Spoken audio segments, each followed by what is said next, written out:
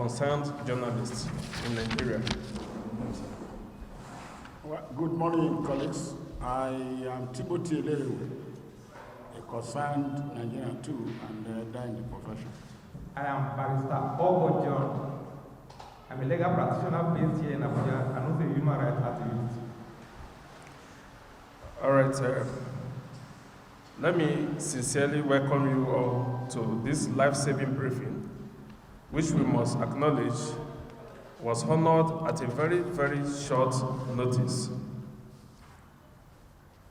You can recall that yesterday, being the 2nd of November 2020, the world celebrated an International Day to end impunity for crimes against journalists. It was a day set aside globally to raise a banner in ending all forms of impunity against journalists and to safeguard the constitutional guarantee of the media to hold government and its officials accountable. Unfortunately, as in the case in Nigeria here, there should not be any special day to call on the government and its agents to end impunity against journalists, as harassment, intimidations, arrests, detentions, and gagging of journalists continue unabated on daily basis, and shamefully too, to the consternations of the international community. As we speak, a 72-year-old journalist and publisher of Power Steering magazine, Power Oga Tom here, is still languishing in a secret detention by the Nigerian government 3 weeks after he was arrested in a Gestapo style by the agents of state. The only crime this septuagenarian committed was that, as an investigative journalist, he dared to uncover a lot of frauds and alleged shady deeds of a much younger Nigerian Minister of State for Power, Mr. Godi Jedi Agba, while he was the top management member of the Nigerian National Petroleum Corporation in the last dispensation. Power here was arrested and being detained on the order of Mr. Agba. The Nigerian Union of Journalists, NUJ, both at the national level and at the FCT Council level, have visited the Honorable Minister repeatedly and pleaded that the old man be released or charged to court, but the minister has refused to let him go. He is currently being held at the 4th CID in Area 10, Gariki, Abuja, where the immediate younger brother to Mr. Jedi Agba's mother, Anthony Obiji, is holding sway as the Deputy Inspector General of Police, DIG. At first, the DIG requested for a deposit of 2 million naira and a level 16 officer in the Federal Civil Service as conditions for his bail. The bail conditions were met within 2 days, yet the DIG has refused to let Pauhia go. Now, as a man with underlying health issues due to age and fatigue, the old publisher has been severally denied medical attentions while his health continues to deteriorate, and he's been perpetually traumatized as he is kept alongside other hardened criminals awaiting trials. At a time that Nigerians all over the world are clamoring for a reform of the Nigerian police, it is very appalling that the leadership of the force is not ready to embrace civility,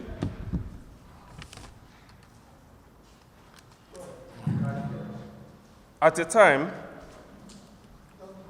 that Nigerians all over the world are clamoring for a reform of the Nigerian police force.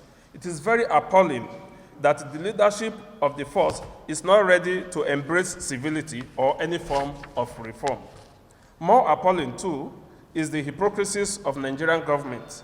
Instead of learning from the ugly scenarios that engraved the whole of October 2020 across the country, the Nigerian government is still paying lip service to ending police brutality. The government claims it has ended SARS, but the brutality and impunity of the police remains unchecked.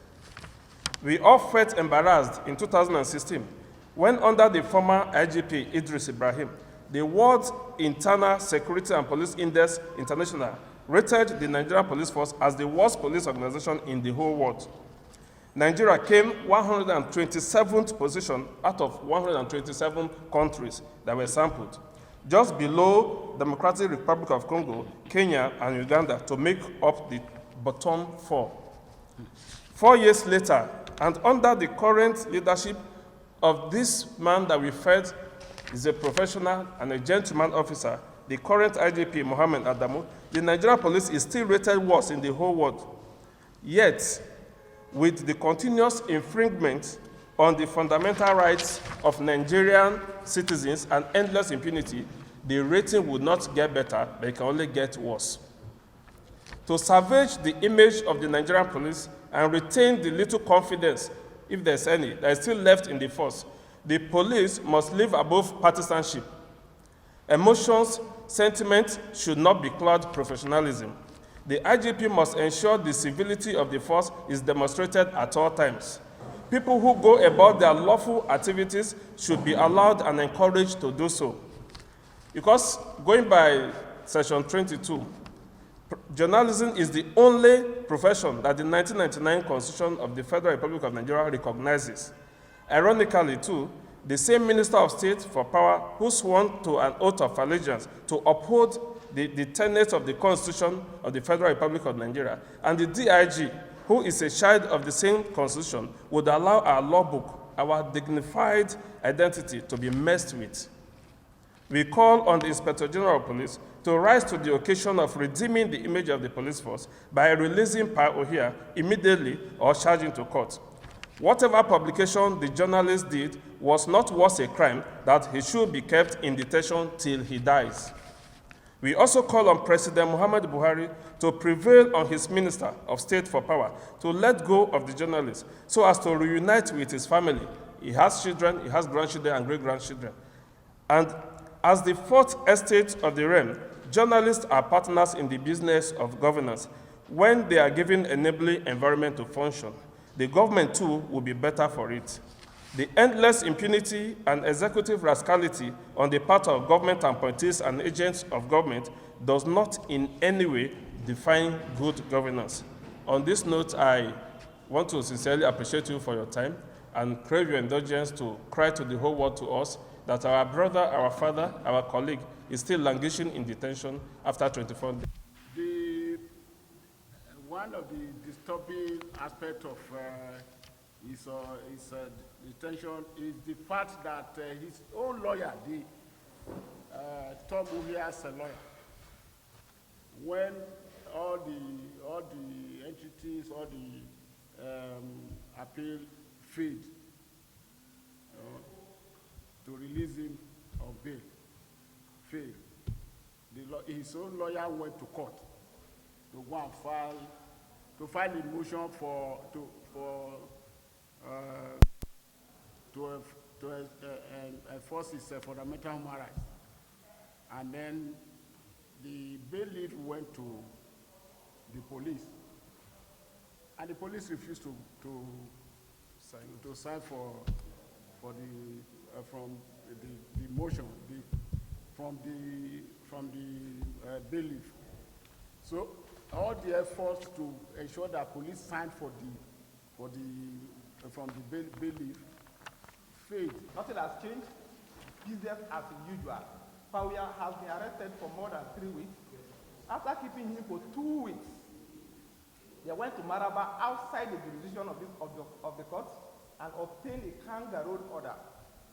The particular magistrate that issued that order is notorious for issuance of kangaroos orders.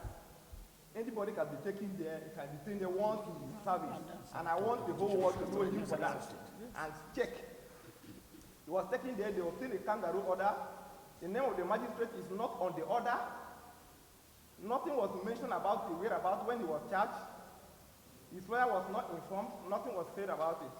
At the moment, his lawyer, Barrister Keta, is on his way to NJC to submit a petition against that very magistrate. And we believe that NJC will do justice by bringing that particular magistrate to book. Addressing the issue from his kinsman angle, Pawia, without any iota of emotion, Pawia hailed from Ojuloa government of Benue State. J.D. Agba, the nominal complainant, and on whose instruction he is being held in detention, hailed from Bekwara, lower government in Cross River State, Obudu. The Ikede speaking part of Benue, share boundary with where J.D. Agba hailed from. If nothing is being done immediately, and if this man died in detention, it's likely to trigger local emotion. Where government failed in executing social contracts, the people will definitely fail back to draconianism. That is, enforcing their own right by themselves. And this will share borders, and if the governor of Cross River State did not do anything to persuade J.D. Agba to ensure the release of power immediately, the local people their emotion can be triggered into going into tribal wars, which will not be healthy to innocent people who knows nothing about what has triggered this. And we plead and we beg that it is the duty of the governor of Cross River State to safeguard his people, also the governor of Benue State, and they should do everything to ensure that this matter did not deteriorate into something that we cannot handle at the end of the day, just like the SARS crisis. Thank you. Okay, the arrest and continuous detention of Power here. Look at the magazine here. This is the magazine, the July edition of it. The July edition of Power Steering magazine. And everything that the man posited here, he also attached documents. The writer attached documents as evidence. So under a very civil society and in a lawful organization, it is not a criminal offense. It has nothing to do with police. The worst the minister should have done was to take him to court. Charge him for libel. Then charge him for libel or scandal and can claim damages. But his continuous detention is what is affecting us. We don't want to lose any of our members as journalists. He's so dear to us. He's an aged person. He's a grandfather. He's a great-grandfather. We are pleading with President Muhammadu Buhari to prevail on his Minister of State for Power to let Power here go. Thank you very much.